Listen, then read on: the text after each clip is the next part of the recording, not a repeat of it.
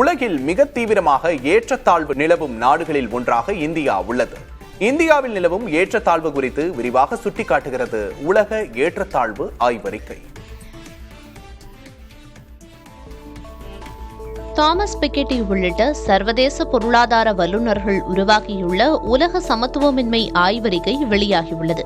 பொருளாதார ஏற்றத்தாழ்வில் உலகின் முன்னணி நாடுகளில் ஒன்றாக இந்தியா உள்ளது என்ற அதிர்ச்சி தகவலை இந்த அறிக்கை சுட்டிக்காட்டியுள்ளது. இந்தியாவின் மொத்த செல்வத்தில் 65 விழுக்காடு பொருளாதார ரீதியாக மேல்நிலையில் உள்ள 10 விழுக்காட்டினரிடம் குவிந்துள்ளது.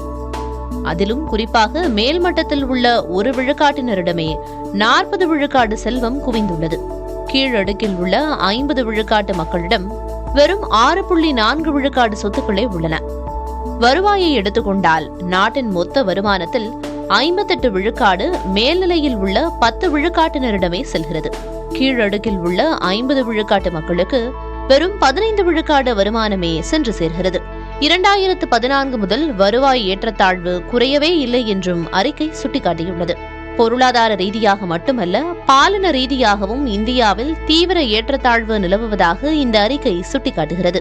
ஆண்கள் 1 மணி நேரத்துக்கு பெறும் ஊதியத்தில் வெறும் 61 விழுக்காடு மட்டுமே பெண்களுக்கு கிடைக்கிறது. அதேபோல் வேலை வாய்ப்புகளில் பெண்களின் பங்களிப்பு மிக குறைவான அளவிலேயே உள்ளது என்றும், கடந்த 10 ஆண்டுகளில் இதில் எந்த மேம்பாடும் ஏற்படவில்லை என்றும் இந்த அறிக்கை குறிப்பிடுகிறது.